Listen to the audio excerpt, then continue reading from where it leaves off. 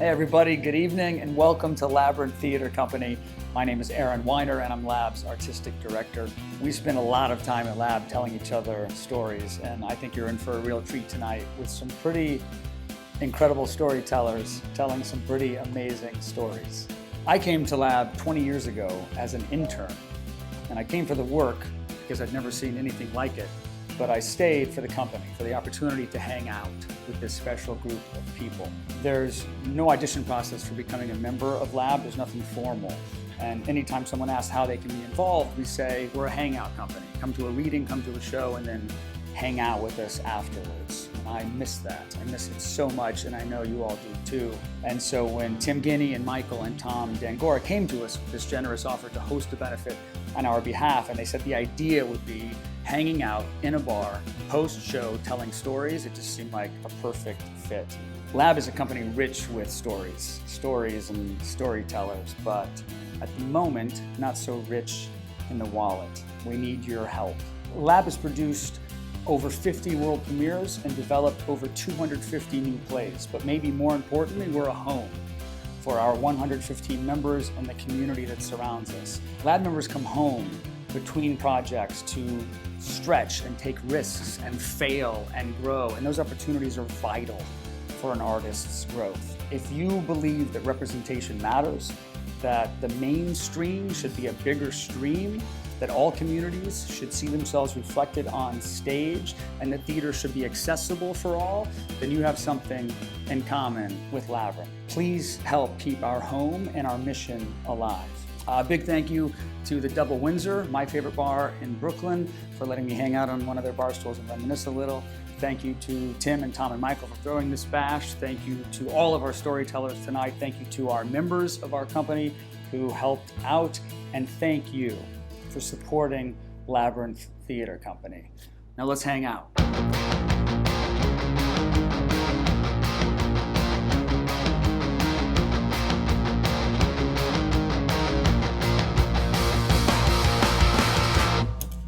Hey, how are you? It's Giancarlo Esposito.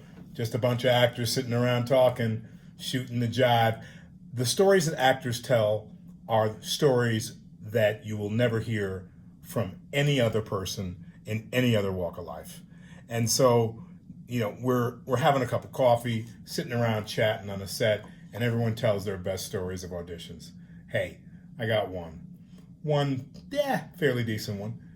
I went to audition for Oliver Stone for a film he was doing called Born on the 4th of July. In my brain, I did my audition process, took the steps that I always take before I go to an audition. I learn my lines, I try to figure out place, setting, time, and then I go to the closet, figure out what I'm wearing. In this case, it was easy, you know, something green and drab, something that resembled, you know, wartime. And so I got out the dog tags, the bandana, the sunglasses, anything with any kind of Vietnam signage on it, shirt, vest over it, black leather over green drab. Had my hair kind of wild like it is now with a bandana on my head at the time. So I walk into the audition and I'm completely dressed, and Stone says, "Hey, you gonna read for me?" And I said nothing. I just stared at him. And he was a little bit weirded out by that. He says, so you're gonna, and I went, I nodded, I gave him a look. So I sit down, I stand up, I sit down, I stand up, I stare him in the face over his desk, and I start reading the copy. I never come out of character, never say hello, nothing. I read the whole scene with him, and I feel like, oh gosh, I've got his attention. There's this long, huge silence, and he sits there and he stares at me. And he says, yeah, that was good. That was good.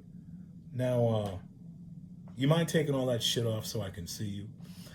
And I almost busted out laughing. And he said, and so I take the bandana off, I take the sunglasses off, and I sit there, and here I am now rapping to Oliver Stone thinking, oh man, I totally got this gig. The guy likes the way I look. They came in, presented myself well, and we have this whole conversation about being in country and what it may have meant to be a soldier and all those good things that happen when you're in audition with a great director like Oliver Stone. I walk out on cloud nine, and I figure, this gig is mine.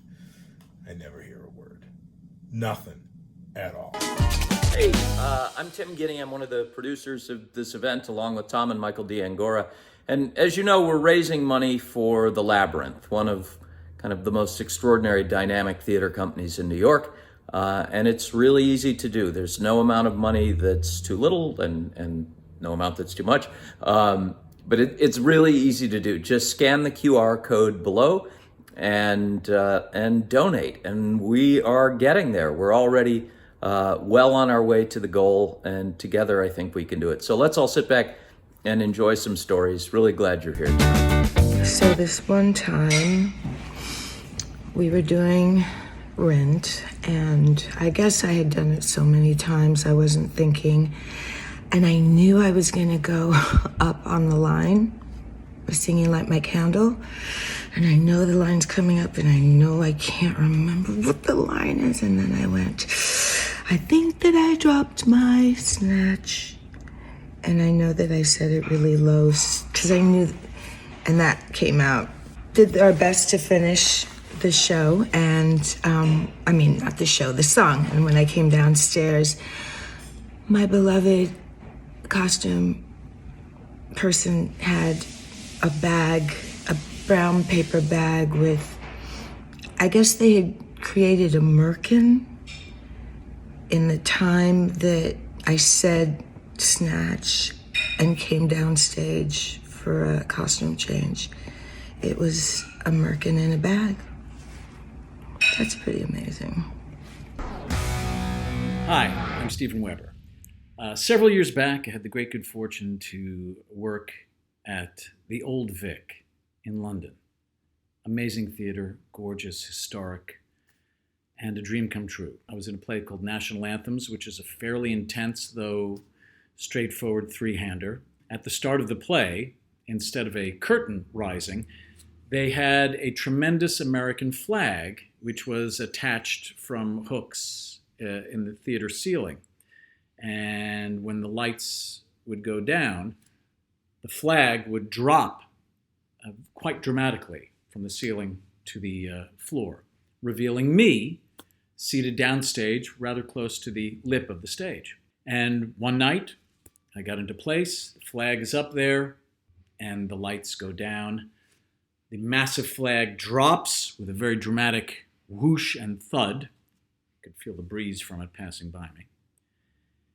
And the lights come up, revealing me doing my little activity. And out of the corner of my eye, without looking directly at the person, I could tell that there was somebody seated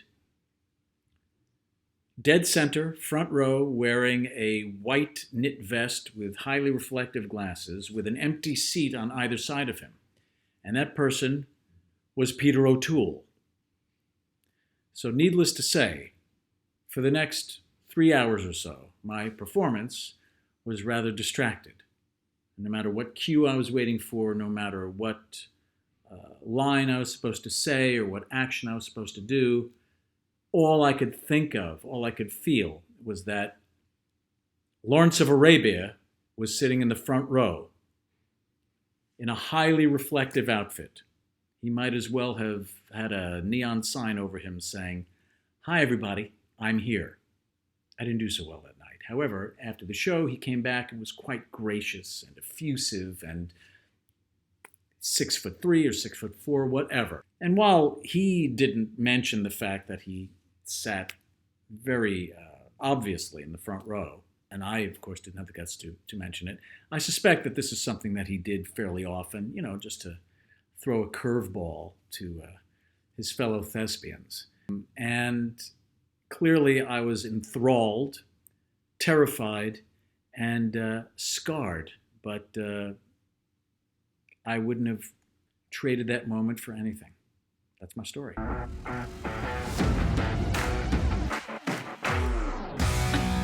I have nothing to say. I have no stories. Me neither. So goodbye. Okay, I got a story.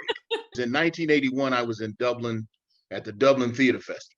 And having a great time. We're doing a play by Fugger, and it was going just really, really well.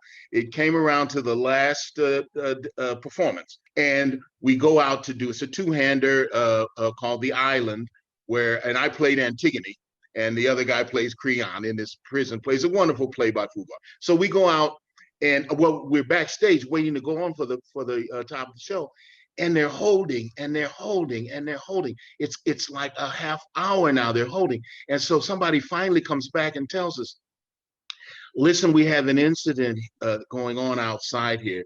The aisle is covered. People have bought tickets. The show is really sold out. People are sitting in the aisles, and they can't start the show because there's no fire exit. So the fire department has been called, and they're coming down to get these people out of this aisle because we can't. The theater, it was Edmund Burke Hall at Trinity College, and they said, we just don't want to make the choice. So the fire department comes, several people, quite a few people, as if they were going to have some kind of incident, and they cleared the aisle, and we started the show, and we go without an intermission, but we realized that during the show, because it's a presentational end where these two prisoners and they give a monologue to the audience, and we see that there are people sitting all in all the aisles, that they really are still sitting there, and all the way across. So we come off exhausted and thrilled and fulfilled, to be at the Dublin Theatre Festival in '81 during the H Block Fast. It was just such a thrill. But we came off and we said, so they didn't remove the people? And they said, oh, no. They did. The fire department came and they removed the people, and they promptly all sat in those seats. The fire department sat in the seats. And that was like the greatest compliment. This is not a story about a great performance, Tim. It's a performance about Dublin and how much they love the theater.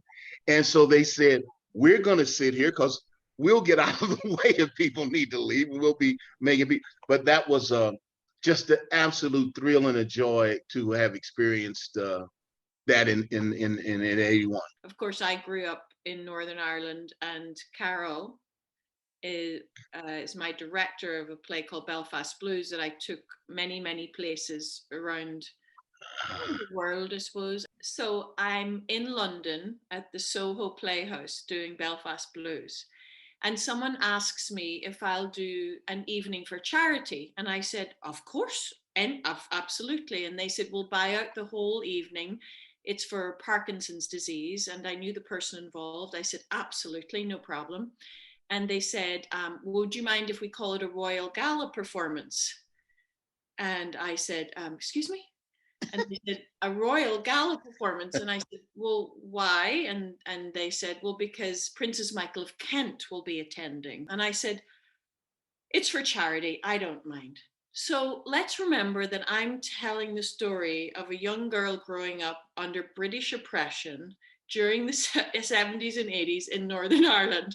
And I have agreed to do my play, a solo play, 90 minutes long, about this. So I'm backstage, and the stage manager says, can you hold for 5 minutes? Okay. Can you hold for 10 minutes? Okay. Can you hold for 15 minutes? I said, what is going on? This is ridiculous. I'm anxious enough. I have to do this in front of all these people. Why am I holding the play? And he said, well, we're waiting for someone really important. And I thought, well, it must be Princess Michael of Kent, right?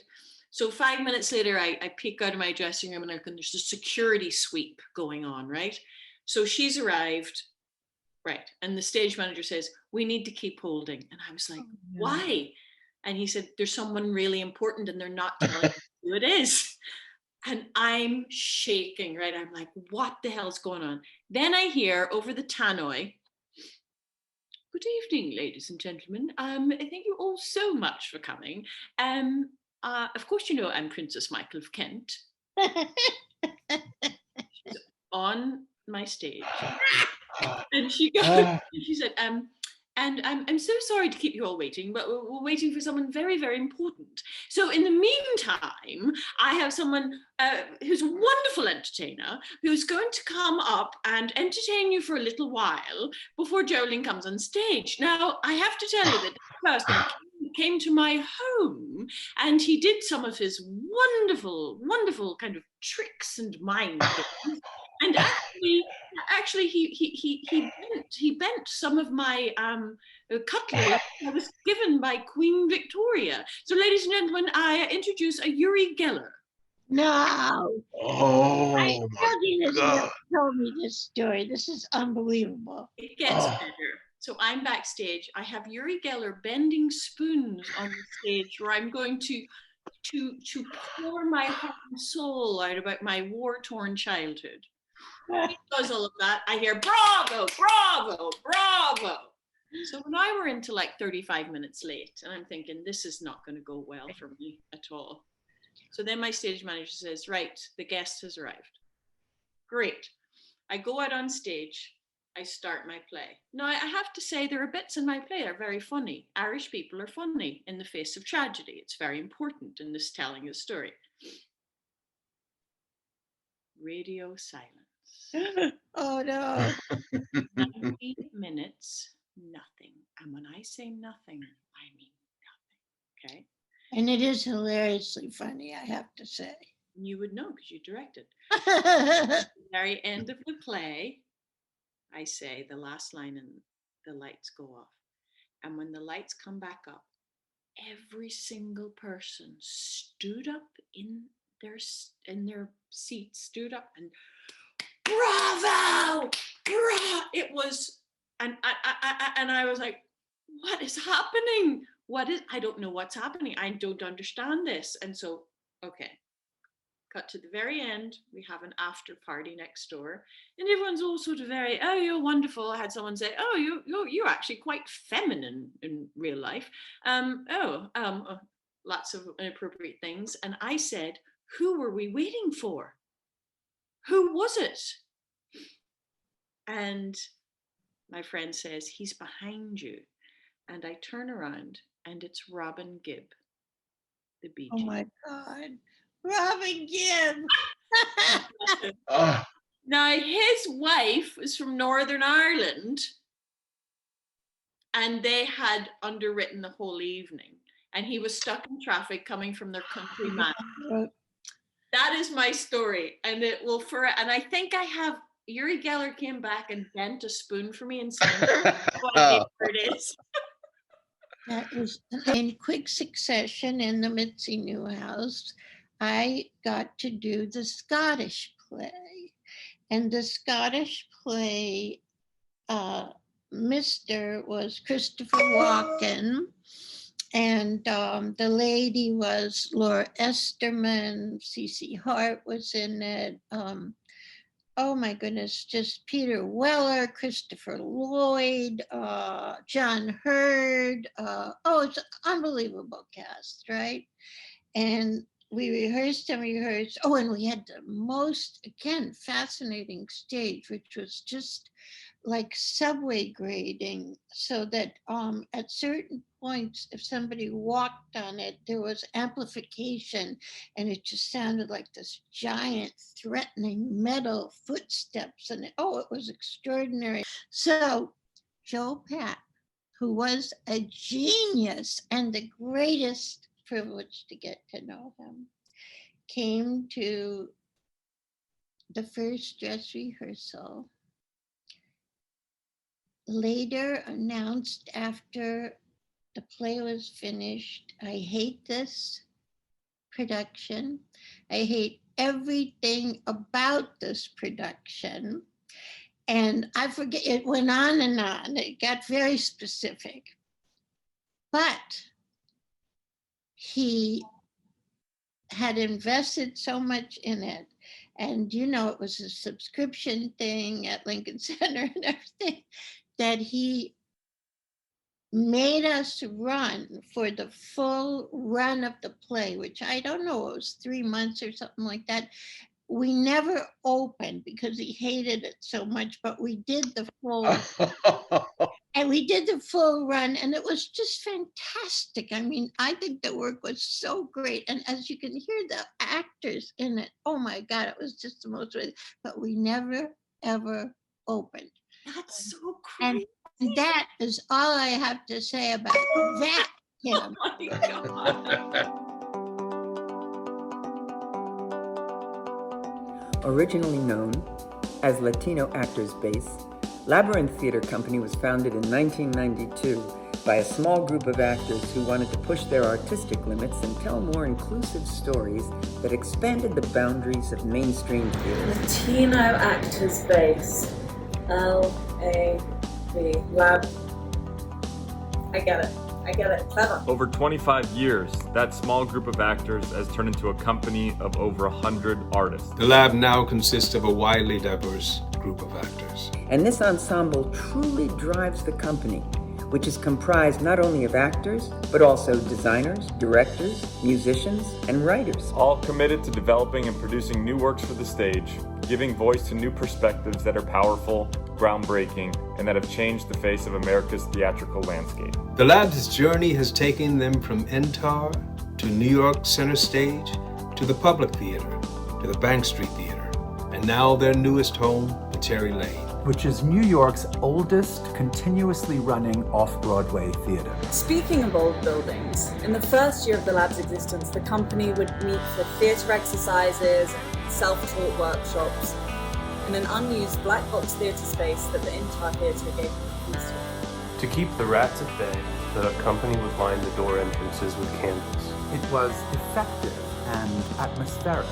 The first two shows that the Lab produced in the early 90s were David Devlinger's one-man show, Nobody's Home, and family drama Rough House. To raise money for these productions, the company would throw parties at David Anzuelo's Chinatown loft with a $5 cover, which included potluck dinners, beer, chips, and Guillermo Diaz and Anzuelo taking turns as DJ while Sam Rockwell tore up the floor with his James Brown moves. I mean, they would be happy if they raised $500. At the turn of the century, the company really started to make waves when Stephen Adly Girgis had a string of success at the Lab with In Arabia We'd All Be Kings in 1999. Jesus Hopped the A-Train. And Our Lady of 121st Street in 2002. All three directed by Philip Seymour Hoffman. And since the early 90s, the LAByrinth Theater Company has produced over 50 world premieres. That's a lot of premieres. And developed over 250 plays. Wow, that's a lot of new plays. And each year, the LAByrinth Theater gives out the David Hogue Award to a supporter of the company in honor of their inspiring commitment to the Lab.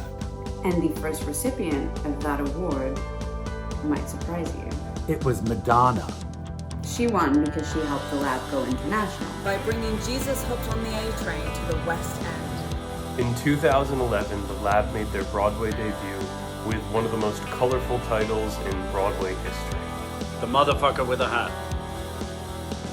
Since its founding, the LAB has received 6 Tony Award nominations and 23 Drama Desk Award nominations. And the Lab has even gone to Hollywood when their play Jack Goes Boating was turned into a movie. From a group of underrepresented actors getting together to expand their craft in makeshift spaces. To Broadway. The West End. And beyond. Thanks to your generous support of the Lab tonight, that is just the beginning.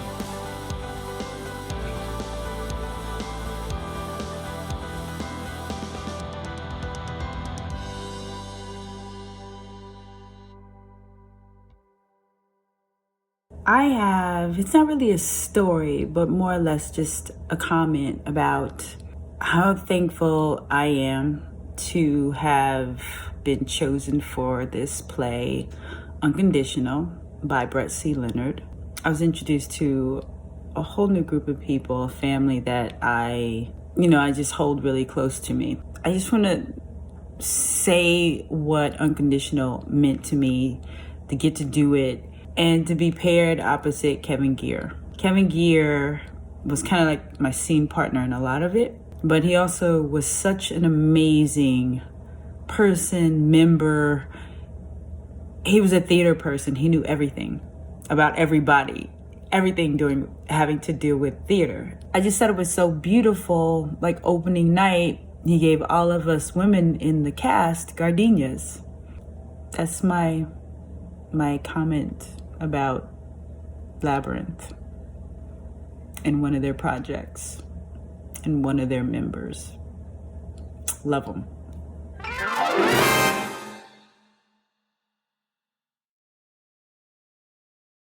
I just want to say how much I've always admired the vision that the Labyrinth Theater has had and their capacity to stay together through all these different iterations. And some of my favorite actors who I've been fortunate enough to work with, like Portia, like David Zayas, Liza Colón-Zayas, Liz Cannavale, Flo Lozano, Beth Cole, directors like John Gold Rubin, writers like Stephen Adley Gurgis, Stephen Belber. I mean, these are people, Father Jim Martin, you know, who's one of the, you know, the great mainstays of the New York theater scene. You know, these are people that have this vision for a kind of collaborative realization of theater work. And I got the opportunity to work with them one summer. They were up at the Bennington College in Vermont when I was there for the Bennington writing seminars, and they asked me to come in and do a reading of one of John Patrick Shanley's new plays. And you know, they just have so much, I just have so much admiration for who they are as artists and for their vision and their capacity to keep on going. I think it's an amazing institution. Oh, by the way, I just want everybody to know that Aidan Quinn is joining us from his sauna today.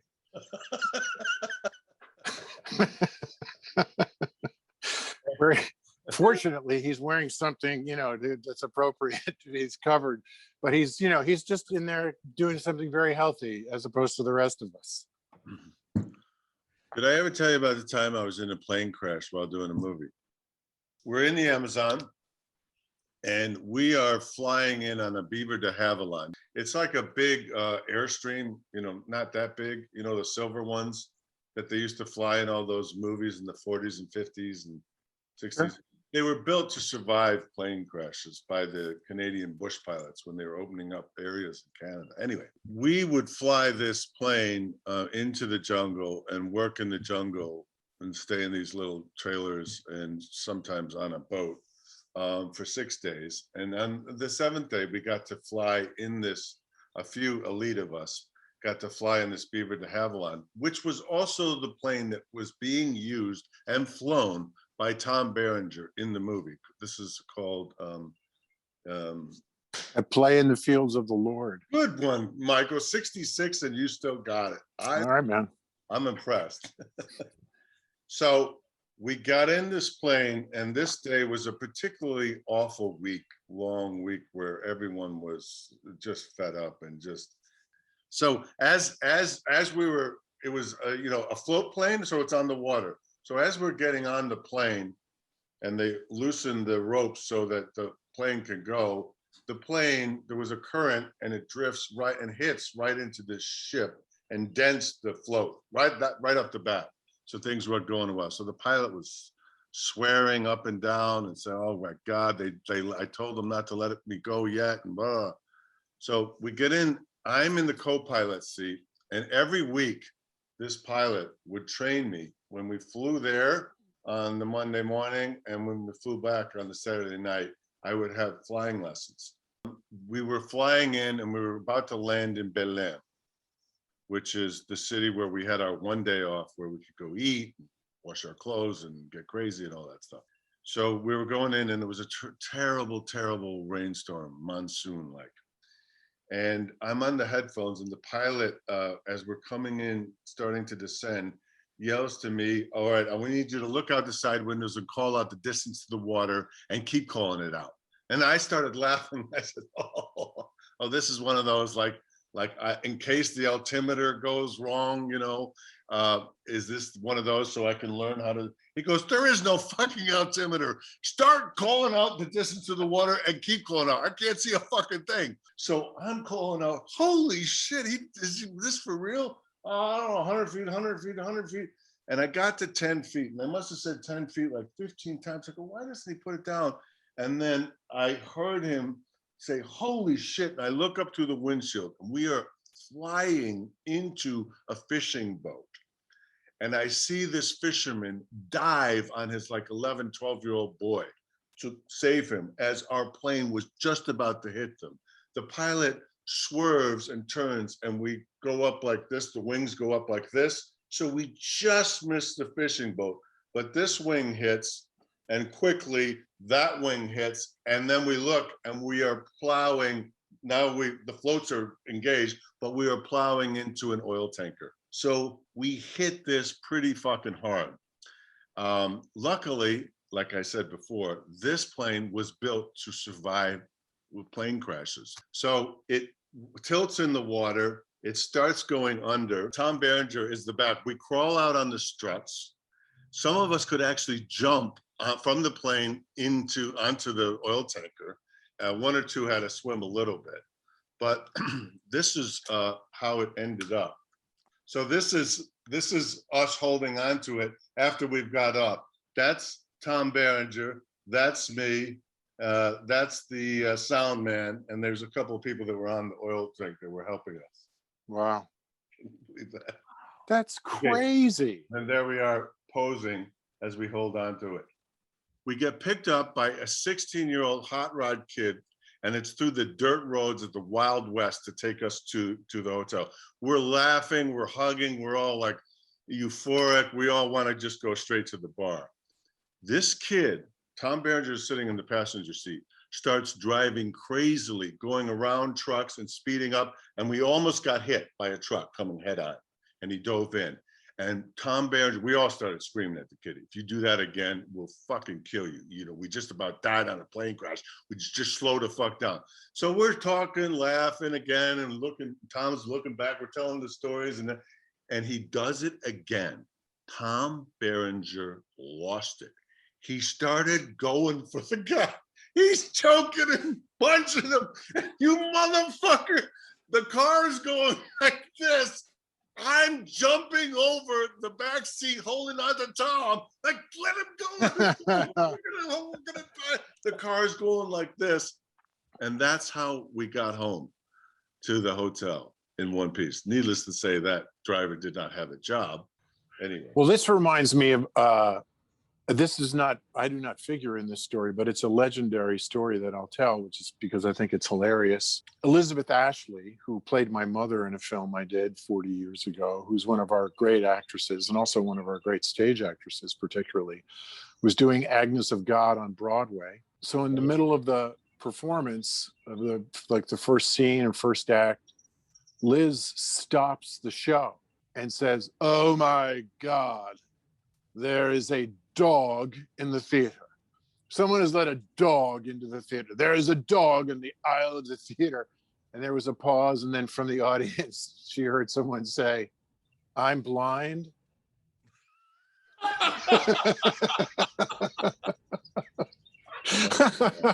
Yeah, be careful what you what you notice when you're out there. Pay attention. Yeah. What did you do with Elizabeth Ashley? We did a movie called Split Image about religious cults, and she and Brian Dennehy played my parents, and James Woods played a deprogrammer, and Karen Allen played the young woman who brought me into the cult, and Peter Fonda was the cult leader. I did a picture with Peter Fonda. Wow. Yeah. Wow. How did that This, turn out? it was a film the entire family could miss.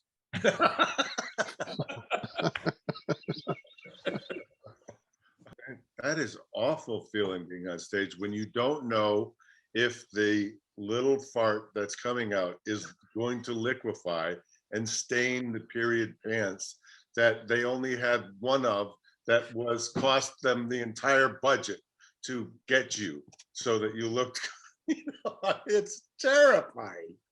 It is. Yeah, that doesn't sound, Aiden, that doesn't sound like an abstract story for you. That sounds very real and. No, that has happened. It's too much information. That's TMI. TMI. That happened. Luckily, it didn't happen, but it was, oh my God.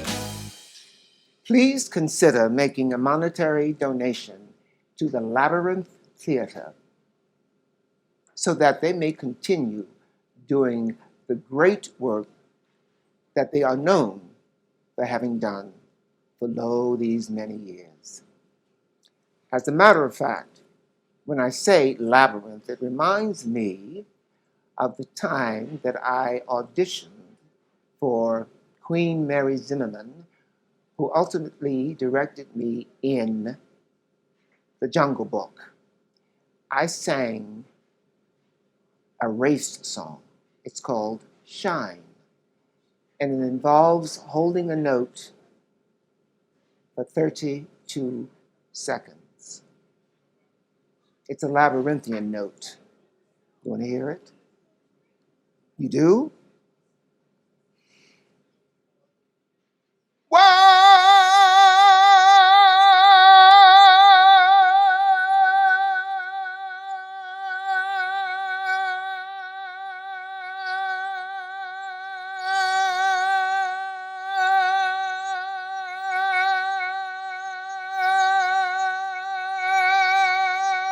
Give to the Labyrinth Theater!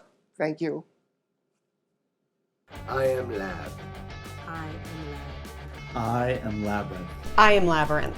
I am Labyrinth. I am Labyrinth. I am Labyrinth. I am Lab. I am Labyrinth. I am Lab. I am Lab. I am Lab. I am Labyrinth. Your donation, no matter how small, to Labyrinth Theater Company will go a long way in helping us overcome the devastating hit we took due to the pandemic last year. Thank you so much.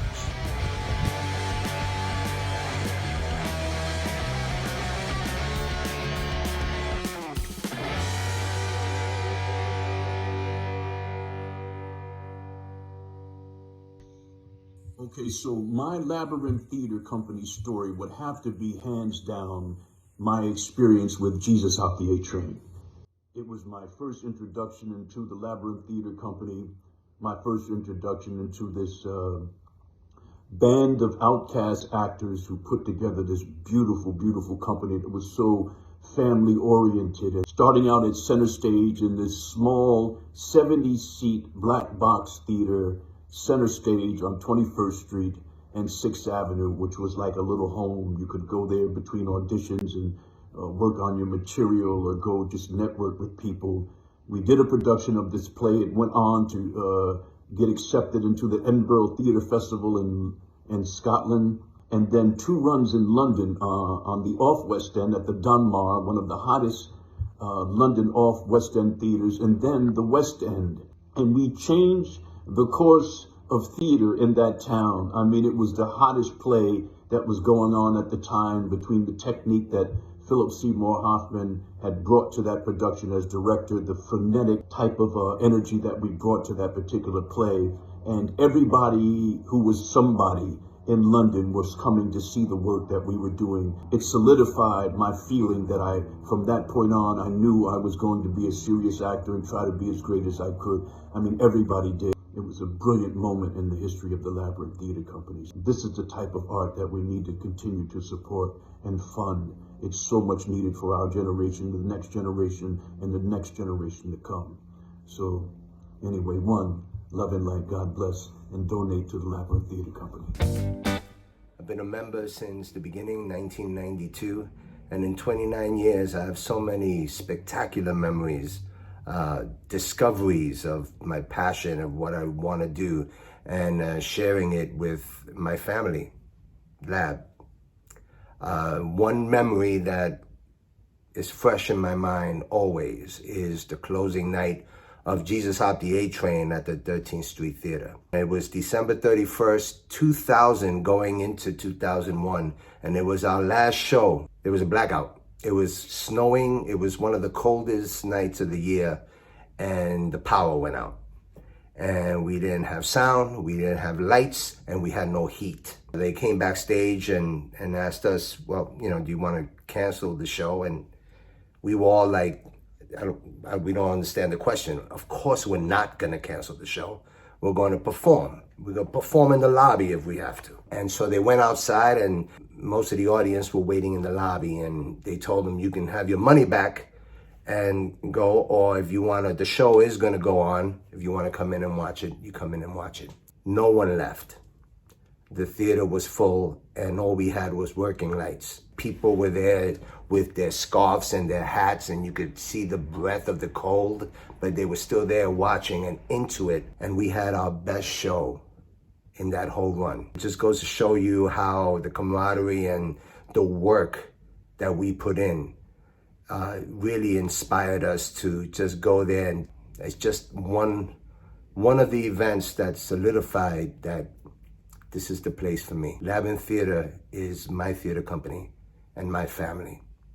Let's keep it going. The very first show I ever did in New York was a lab show. It was The Trail of Her Inner Thigh by Aaron Cressida Wilson, directed by the one and only John Gould Rubin. And it was 20 years ago. And I remember my audition. I remember being so excited when I found out I got the part. We had a blast working on that show. And I just want to say thank you to Lab for welcoming me and encouraging me and supporting my work. And yeah, I don't know that I would be standing where I am right now without having had that experience. LAByrinth, I owe you one. Thank you so much, and I love you. And yeah, that's all I have to say. Thanks. Actually, I have one more thing to say. I think I left out the most important thing, which is that Lab is such a vital part of the New York theater ecosystem. It has to survive. So I want to thank you in advance for your generosity, for your consideration in helping to save LAByrinth Theater Company. Yeah, it's imperative. So thank you.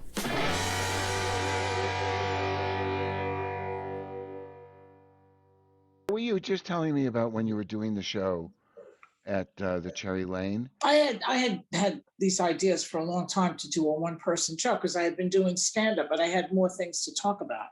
I wanted to put video in there, and I wanted to talk more about my family and things that happened at the View, etc. And I did. Matt Williams was a director. He directed me in this. And like I said, he told me don't put his name on the playbill because the New York Times will discriminate against me based on the fact that he is a TV guy. And they still did anyway. Well, they did, but they did it to me, not to him. So they were out for the two of you. They just got you. Yeah. But it was hard for me to do a one-person show because you have to stay on a script. And when I was doing stand-up, there was no script. I was just whatever, improvising, making it up, talking to the audience, walking around, whatever I wanted to do. So this was a little bit different. It wasn't just me talking. The whole thing was a play. It was a play, basically. Oh, that sounds kind of great. Which is why I didn't really enjoy it, because I was alone in the play. I've done other plays where there's a cast, and that's a lot more fun. You go out to dinner afterwards, you have somebody to bounce off of, there are cues. I like being in a play. Do you want to do a play? Do you want to convert it to a play? Do you think you could make it into a play? No. A sitcom, but not a play. Oh. Do you want to, and were you doing the... disagrees. Did I tell you that when I first produced Jesus Up the A Train, David Zayas, who played the mean cop in it, Valdez, was a cop. He was a real New York City cop. And he was working the midnight shift, and he worked as a cop the midnight shift. Then he came, and he was doing Oz at the same time. Then he'd go home, and he'd go to the studio and do Oz. And then, I don't know when he slept, and then he'd come and do Jesus Up the A Train at LAByrinth. Oh my God. Yeah. Superman.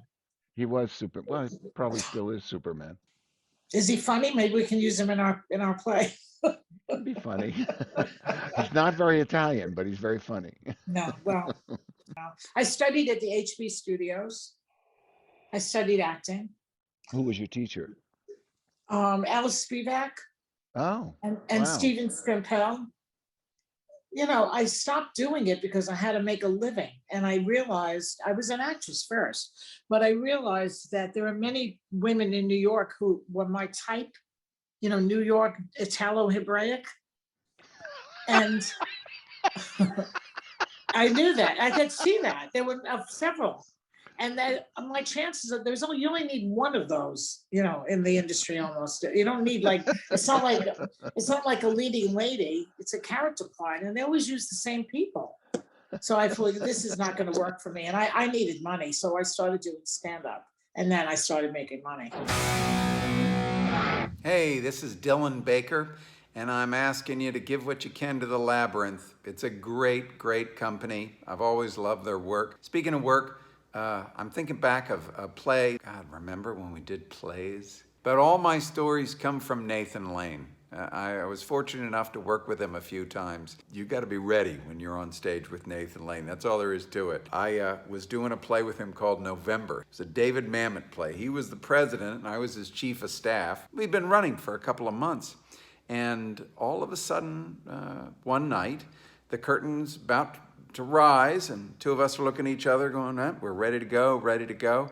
Well, the curtain comes up and there's on the other side of the stage, this sofa and chair that a lot of business was around later in the play. At this point, we're back over at his desk, his Resolute desk, and we're just sitting there doing the beginning of the play. But over there, all of a sudden, when the curtain goes up, it grabs this coffee table and picks it up and just slams it down, breaks a couple of the legs. So the thing is just leaning like this out at the audience. And the audience is kind of, what was that bang? I wonder what so they're looking at it. They don't really know what's wrong. But Nathan and I, we're looking at each other going, yeah, that's wrong. What are we going to do? Because we set stuff on it, coffee and a coffee pot and all this different stuff. And, we've got to fix it. We're going along doing the play. The audience is okay. And I'm thinking, how am I going to fix that damn table? And there were some books beyond the sofa that we never touched, never came near. And I thought, look at those books. They're just about the right height. So finally, just before we were headed over there, I just kind of sauntered across the stage and went right into those books and lifted up the coffee table, slid the deck of books in, and it fit just perfectly and held the table up. And Nathan looked at me and said, oh, yeah, that'll work.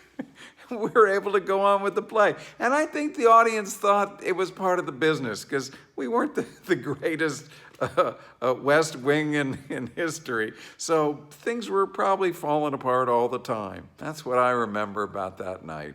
Because Nathan Lane is the kind of guy that when you're on stage, you better be ready. You better be ready every minute. And please be ready to give some money to the Labyrinth. It's a great, great group. They need it. They really need it bad, so help them out. So back in 2009, I was understudying for a production of Joe Turner's Come and Gone at Lincoln Center Theater. And we had gotten down to our final 3 performances 3 days before we closed. It was a Friday, June 13th. I remember it very well, and I decided to warm up that day. And I see Daniel Larlam, a Labyrinth Theater Company member. He was ushering at the theater, at the Belasco Theater. And he says, hey, I see you. Are you in this? I said, yeah, but I'm understudying. I'm not going on tonight. He said, oh, okay, well, all right, I'm singing tonight, but all right, I'll see you, man. I said, yeah, cool. Now, So this happened to warm up. And so then the production starts and, the play's happening and I'm understudying Loomis and Jeremy. And so I'm following all of the dialogue, reciting the dialogue as it's going. And I'm, also packing up because we have to leave the theater. So then I'm packing up, doing the lines, my legs won't stand up. And then all of a sudden I hear the actor, God bless his soul, Chad Coleman, his voice pops. And I'm like, huh. And I hear, my legs won't get. I'm like, no, he lost his voice. And I keep working. And then he gets off. That's right before intermission. He comes off and he says, I got no voice. You got to go on. I got no voice. You got to go on. And I remember like a smile came on my face because it's my favorite play, favorite part. And then fear. And I was like, oh my God, what do I do? And then our Arliss Howard sees me and he says, hey, you calm down, all right? You let everybody else worry, but you calm down. I'm like, yeah, okay. And then, Denai Gurira comes up to me and says, hey, when this is all done, let's go upstairs, we're gonna pray. So then I said, okay, great. And then I see Latanya Richardson. She's like, okay, baby, we got this. And then we have Roger Robinson. He's like, all right now. And then, we have André Holland, who's like, all right, man, let's go get him. And I'm like, okay, yeah. And then, they, fit the costume, do all that stuff or whatever. And then, even Anjanou Ellis is like, ooh, like that. And then Ernie Hudson's like, all right now. And then keep going and all the way on down the line. And then I'm at backstage now with and I go upstairs, pray with Dehaan, and then I'm backstage with Marsha Stephanie Blake, sort of rocking back and forth, and she's praying. And then they say the role of Harold Loomis is now be played by Nyambi. And then and she's like, okay. And then the play starts, and then the first line happens, and he says, "Then niggas leaving here." And then there's a big laugh, and then she's like, okay, they still with us. Okay, all right. And then she goes on, and then my first line is, "You got my $2? Well, that $2 means that we staying," or something like that, right? And then big laugh, and then they're like, okay, cool. And then the play happens, finishes, does the thing, and it was an out of body, amazing in my body experience. And at the end of it, the late great Roger Robinson, he gets the standing O, or the final bow because he's the Tony winner and all that. But then instead he gave me the floor. And then everyone left me out there, and it was a huge standing ovation. And then as soon as I got off stage, I just broke down crying because it was just the most awesome, amazing experience I'd ever had. All of the actors in the wings waiting for me. It was the most collaborative experience I'd ever been a part of, because everyone is trying to lift the play up for me, and I'm trying to lift up the play for them. And LaTanya Richardson says, "You're never going to be the same. You're never going to be the same." And I've never been the same since. And yeah, man, that's what a theater community can do. And thank God for the theater. Yeah. Hi, it's Parker Posey. Thank you for joining us tonight. And just reach into your pockets and give some money. Let's keep the theater alive and help New York out. Yes, thank you. You are Labyrinth. You are Labyrinth. You are Labyrinth. You are Labyrinth. You are Labyrinth. You are Labyrinth. You are Labyrinth. You are Labyrinth. You are Labyrinth. You are Labyrinth. You are Labyrinth. You are Labyrinth. You are Lab. You are Labyrinth. By supporting Lab today, you are an essential part of keeping Labyrinth and our mission alive. You are Labyrinth.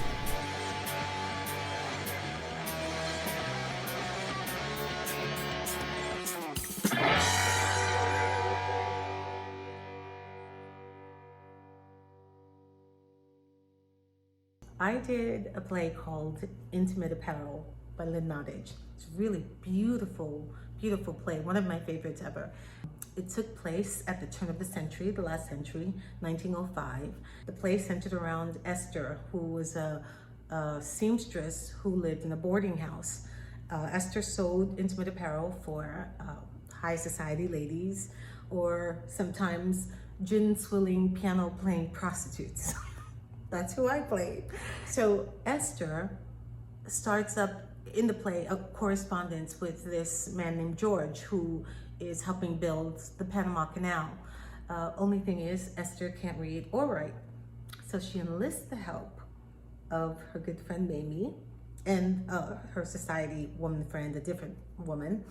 And Mamie starts writing the letters for her, the letters to George, and also reads the letters to Esther and lets her know what George is saying. So in one pivotal, crucial scene, Esther comes in with the letter. Mamie starts to read it, and we sense that something incredibly exciting is in this letter for Esther. And of course it is. The letter has this information, this all the stuff George says to Esther that's going to set off the chain of events in the play. So we got to read the letter. So, of course, Esther is played by the incredible Viola Davis. She hands me the envelope, and I pull the letter out, and somehow magically, I don't know, the letter sort of slips up and out of my hand and starts wafting away from me, moving to space, I don't know. So within seconds, I'm thinking, where could that letter be going? Because I'm watching that letter and it's going towards the audience. And I think, okay. Think of your homework. It's 1905. She's living in the Tenderloin somewhere. Probably, is there a fire escape? Could that be a fire escape? It's a fire escape. So within seconds, letters still wafting, and somehow land in that sort of in-between space between the audience and the stage. Thank God there was no pit. So I decide in that split second to jump off the stage, grab the leather. Mind you, I'm in my intimate apparel, like practically my panties, and jump into the audience, grab the leather, and Viola like extends her arm like a superhero and literally pulls me back up onto the stage, and I dust the leather off and breathe, and we continue with the show.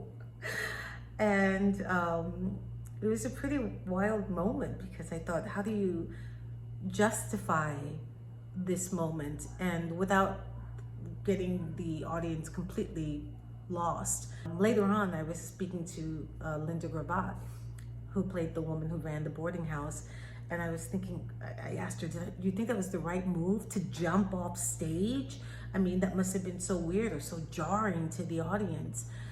Linda said, baby, whatever you say is the play. That just meant, unless the audience has seen it a million times, they will never know what mistake you made unless you tell them or indicate it or freeze. So, yeah. So I'm at the Public Theater doing a wonderful play called The Basic Training of Pavlo Hummel. I'm Pavlo. It's challenging and I'm having a great time. And my mother is a wonderful actress named Sloane Shelton. And we have this dramatic scene in the middle of the play somewhere. And it begins with me rushing in from war, because this is about the Vietnam War. And I come rushing in and I have to change my clothes on the stage. So I rip off my pants. Of course, I have several layers of underwear on in case of an accident. And Sloane's waiting for me and I'm about to sit down, and I come in and I rip off everything. I'm having a very energetic day, and I managed to rip off all of my underclothes as well to reveal myself to be stark naked. But it's the Public Theater, nobody really notices, but my God, I did.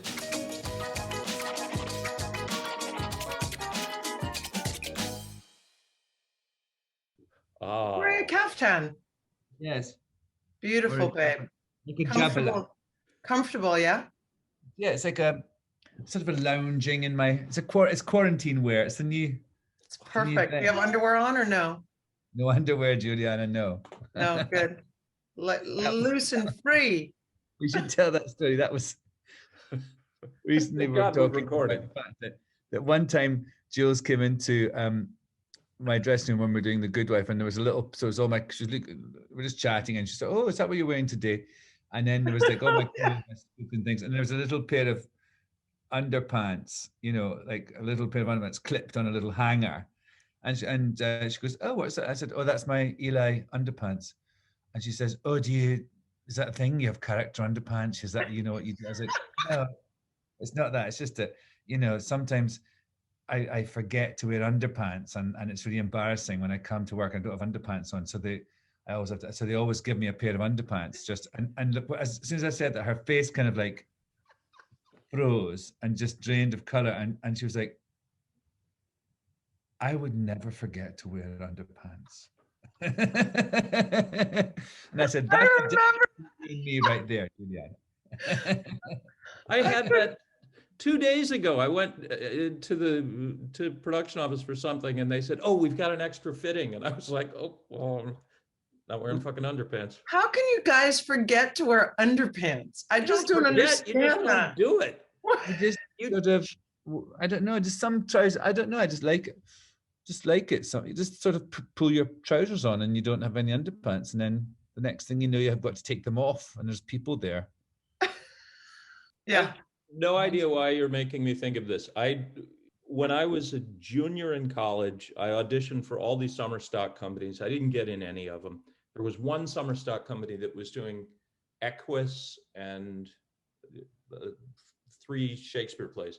And I was desperate to do Equus. And I auditioned and I didn't get in. I didn't get in anywhere. So I called the guy running the thing and I said, listen, I will come and swing a hammer for free. I'll hang lights, but you have to let me audition for the plays. And if I get a play, you have to let me do this. And he said, okay. And I went thinking, I'm going to get a job at McDonald's. Maybe I'll get a part in a play and I'll hang some lights and whatever, and I'll be near the theater. I go down, I audition, I get Alan in Equus, I get Claudio in Measure for Measure, I get Snug in Midsummer Night's Dream. I don't have time to hang lights. I also don't have time to get a job at McDonald's. And I only have $35 to my name to make it through the summer. And they're not paying me anything because that was our deal. So I bought a book on edible wild plants. This is a young person's story, and monofilament fishing line, and broke into a cabin in the woods. And I would fish illegally in this pond after shows at night. And I was foraging and eating pine needle tea and God knows what roots and things, hoping, look at your face, Alan. What? Hoping I wasn't going to poison myself. Anyhow, we're doing Equus and it's in the round and I'm on my way to the theater and I get this pain and I had violent diarrhea from God knows what plant substance I had eaten. And, you know, the last 20, 25 minutes of that play, you're nude on stage in the round. And the idea of being like a rectal Jackson Pollock in front of this audience. And it was by the time we got to that act that they had flooded me with the stage manager with kaopectate or something. And I didn't have the problem, but the terror. And I think I've probably, the first act, I'm sure I wasn't thinking about anything except what my butt was doing. Oh my God, that is horrific. Oh, I just can't, I've got many questions actually, but I know. I was young. I was very, very young. When I was first starting out, I had a commercial agent and I'd get sent on commercials. One was for Jamaican tourism. And they asked all the girls to come in bikinis. And I always used to say to my commercial agent, please don't send me in on commercials with models because I'm not a model. And it's mortifying sitting in the waiting room with these 7-foot tall Scandinavian stunners. And here's this like 5'7" Jewish girl with crazy hair. Anyway, they said, no, they want regular people, you know, regular looking girls. But you have to wear a bikini. And so I went into this room and there were 3 men sitting behind a folding table. And it was an empty room. And I walked in my bikini, which is already, you're just mortified. You know, it doesn't matter that you're 22. So wait, did you go on the subway in a bikini or did you like get there and then you just took your clothes off? Where did you leave your clothes and everything? Yes, Alan, I went on the subway in my bikini. Of course I had my clothes on. Could you imagine? And you take out, you know, I had a sweat pants and sweatshirt on. Take your clothes off and you're standing there and there's just 3 white middle-aged men staring at you. And they said, okay, so you're on a beach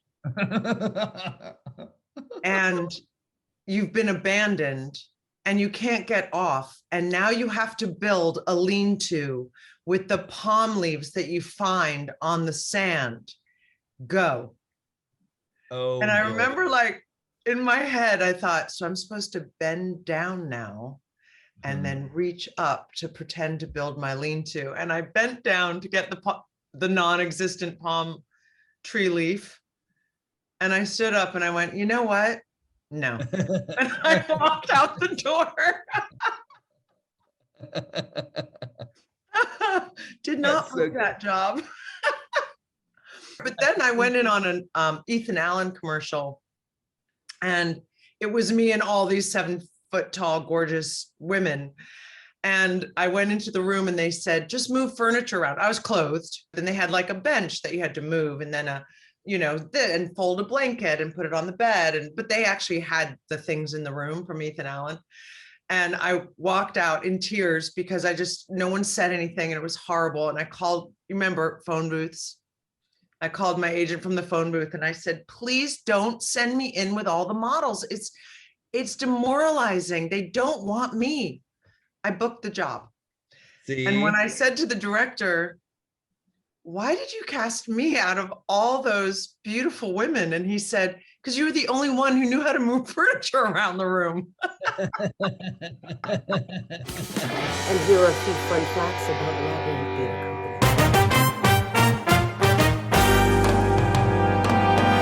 Company. The smallest budget for a lab show, $200. The largest cast of a LAByrinth production was 26 actors, and that was in John Patrick Shanley's A Winter Party.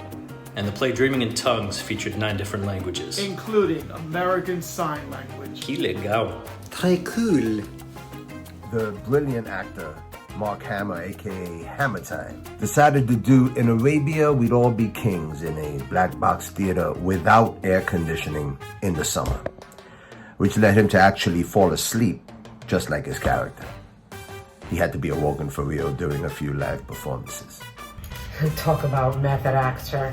In a performance of Our Lady of 121st Street, cast member Al Rafi broke his knee on stage. I mean, it happened at the end of his last scene, right? So he goes off stage and the play continues uninterrupted, while he's carted off to the hospital in an ambulance.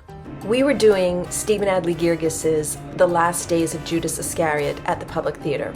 It happened to be Easter Sunday. It was a matinee. I was playing the lawyer, interrogates Satan, who was played by Eric Bogosian. And during the interrogation, all of a sudden, there was a blackout.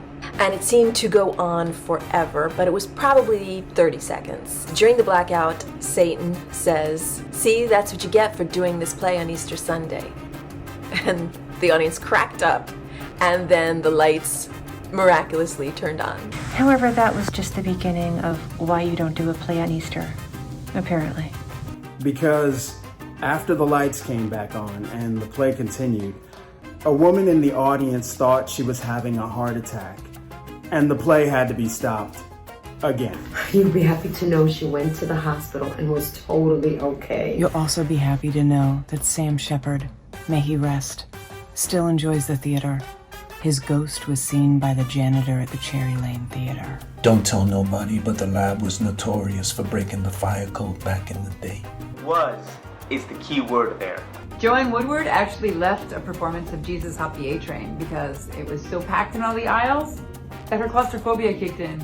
There wasn't a real dressing room at City Center, New York, so when Paul Newman came backstage, the entire cast happened to be in nothing but underwear. He acted like nothing was odd and that everyone was fully dressed, so the cast did too. And they're all freaking out because it's Paul Newman. And they were basically naked. Apparently, Guy Ritchie doesn't like theater. He told Madonna, after seeing Jesus Hop the A Train on the West End, which she helped produce, that now he understood why she liked theater. Madonna, no big deal, loves Lab so much that she attended celebrity charades to help raise money for the theater. And if you, like Madonna, enjoy going to the theater, please consider making a donation to the LAByrinth Theater Company. To keep the doors open. And the lights on. And Sam Shepard's ghost entertained. The lab could use a little love right now. And anything that you can contribute helps. Thank you so much for your generosity. Hi, theater Hi. community. Theater community. I'm April Bowlby. Michelle Gomez. Michelle Gomez. So my funny, well, I don't know if it's funny or if it's sad. It's my acting story that I have to share with you. I normally do comedy, and I auditioned for an interrogation officer who had to interrogate somebody. And I just couldn't bring it. And so after trying like 4 times, the casting director eventually said, "Not every actor can do every role, and I'm gonna let you know you can't do this. It's just not in your wheelhouse, and I think it's best that you accept it." So then I was a little heartbroken and I left, but as I was leaving I remembered I did not get my parking validated. So then I had to go back in there and ask for validation, which he gave me, but he kind of looked at me like I had no right to be there anymore. Well, so, he just took your, he took your validation away. Yeah, and then was asked to give it back. give it back. So, okay, so my story is another humiliating casting story. I got that call on the Friday night, you know, like go in on Monday, this role is yours, dress for the part, which we don't do in Britain. But I learned the hard way that we do that here in America. And so I turned up on Monday morning, and got into the restroom and got into the costume of a stripper. So and it was one of those casting calls where it was like a cattle call. So there was like loads of other people for loads of other shows. And then there's me in a G-string. Yes. And which did get a round of applause. As I bent for the soap. She commits to it. The casting director came out and she was like, oh, and she knew my name. That hadn't happened for a while. She was like, Michelle, you look fantastic. Wow, give us a twirl, which I did. And then she called for her assistant to come out. Look at Michelle Gomez. Look at this. She's really gone for it. And I sat down. So I sat down. I was like, oh my, wow, I'm really in with a shout here. That's She just right. wanted to sit and have a wee quiet word with me. And then she said, so just to let you know, we cast it last night. Oh no. Oh no. But would you like to do it anyway, seeing as you went to the effort? Wow. So I said, no, I wouldn't like to do it. Just seeing as I made the fucking effort. No. I'm going to leave now. Right. And that's what I did. And left. But now, you know, obviously bounced back, and here I am with April on the on an HBO show. Doom Patrol. Okay. Hang in there, kids. Hang in there, kids. It's gonna be great. It's just, you know, nobody said it was going to be easy, but it is worth it. So I made my off-Broadway debut and got my equity card in 2006 in a production of Jose Rivera's School of the Americas at the Public Theater when the company was still in residence there. I played a Bolivian soldier alongside Felix Solis, Patricia Velasquez, Karina Arroyave, Nathan LeBron, and John Ortiz. We were recounting the last days of Che Guevara's life in the Bolivian jungle. The great Mark Wayne Davey directed that production, and it was an incredible experience. But one of the things that I always think about was that because we were depicting these last days of Ernesto Guevara when he was fighting with rebels and with the rebels in the Bolivian countryside, he insisted that we had live chickens on stage. There was always, we had live chickens, and they had to be housed every night and taken care of, and there was like PAs that just looked after the chickens. But yeah, that's one of my fondest memories of LAByrinth Theater Company, acting with chickens. It really keeps you on your toes.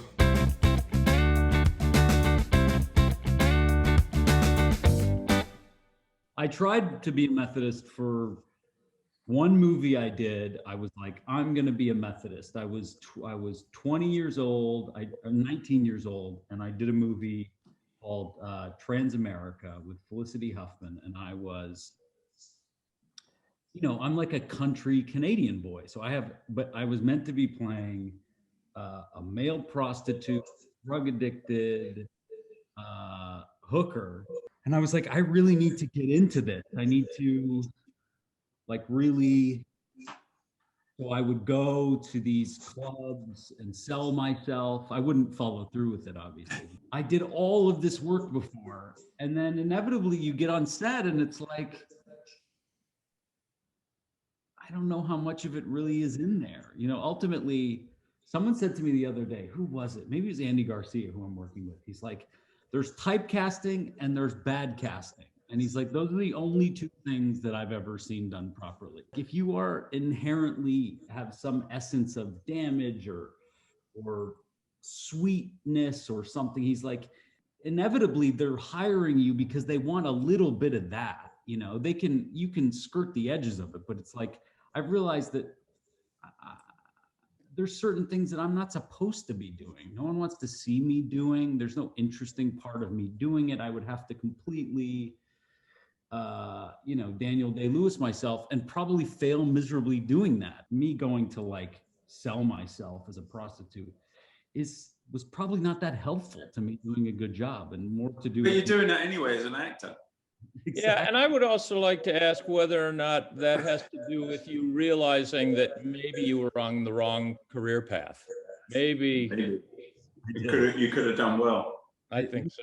Do you find if you're doing something that you know is not great, but is something to keep the lights on, do you find that it feels any different in the execution of what you're trying to do, or are you just still trying to do the best that you can? And you're still trying to go for it.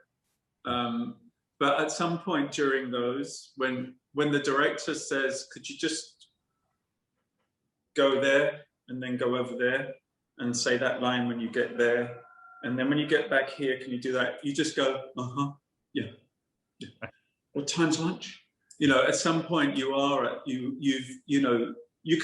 can battle it, you can try and bring the best to it, but generally it's on those jobs where that fight, after a while, just the will to fight your ground and try and create a good performance just evaporates, and you're just waiting for the day to end.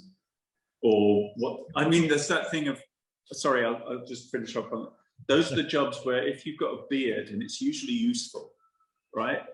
At the moment they say wrap, the end of thing, shave. Just shave, absolutely comes off. In the makeup trailer, just shave. Oh, I'm terribly sorry. Oh, pickups? What pickups? Fuck. And you've got your bags packed and they're by the door of the fucking caravan, and you are on the way to the airport and gone. Lots of those. Hi, and thank you all for tuning in tonight and supporting the important work the Labyrinth has done for almost 20 years. The Labyrinth was created to stop the racial status quo in the theater by actively supporting and giving a voice to artists of color. That is still part of their mission statement today, and it is still as important as ever. So thank you for your generosity, and thank you for supporting inclusive theater companies like The Lab. We are Labyrinth. We are Labyrinth. We are Labyrinth. Nosotros somos Labyrinth. We are Labyrinth.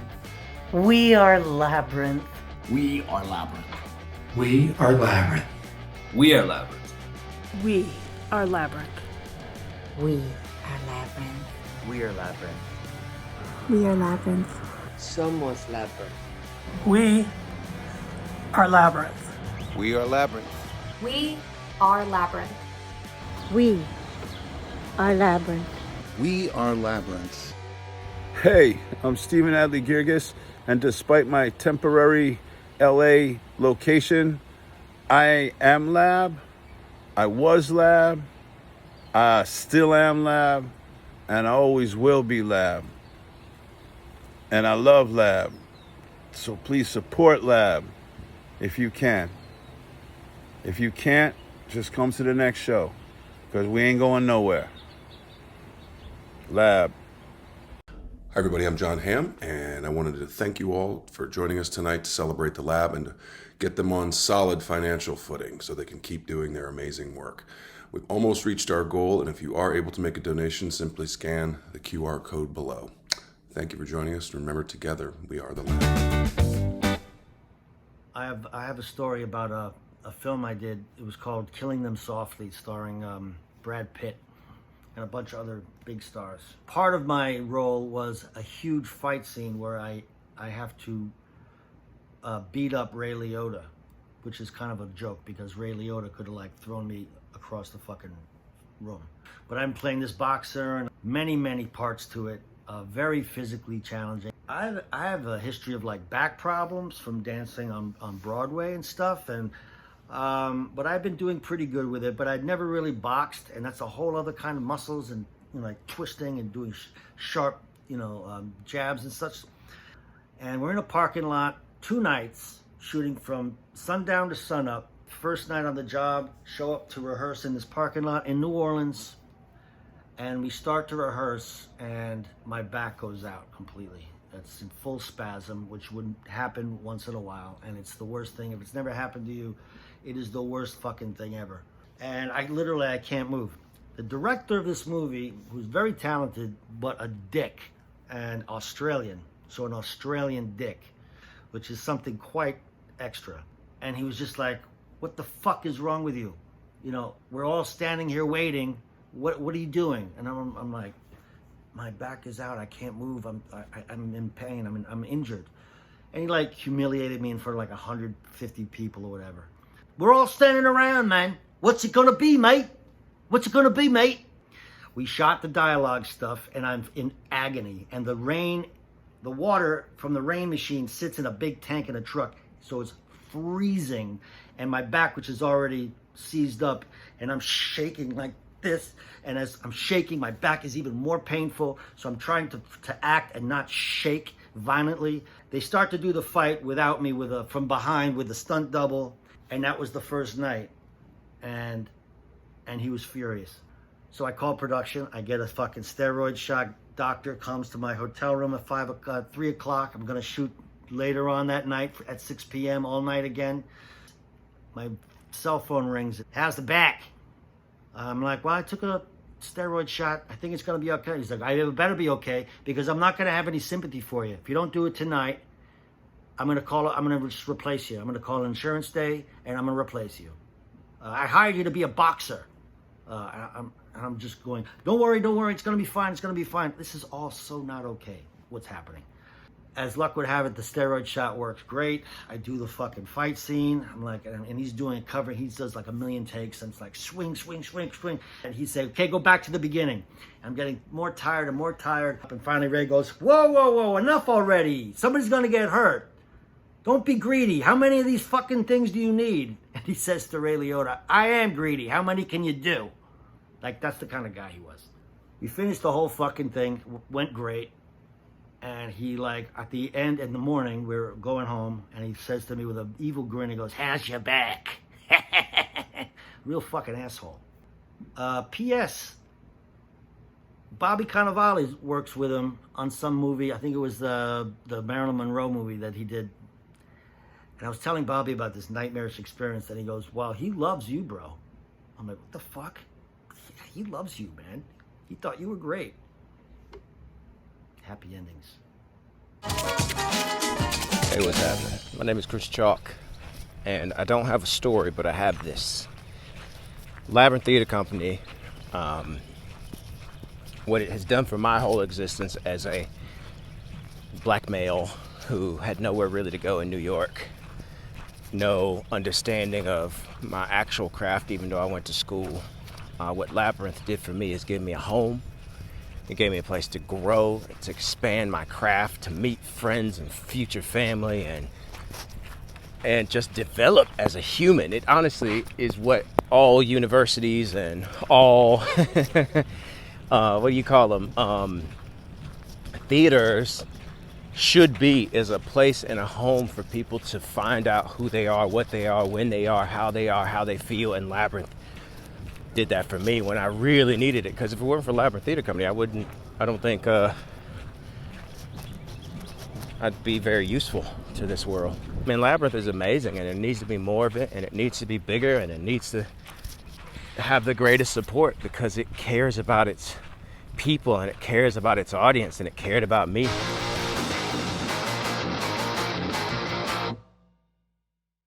Very early on in my career, when I was auditioning, and I show up to this audition, and there's like 12 guys sitting out in this hallway.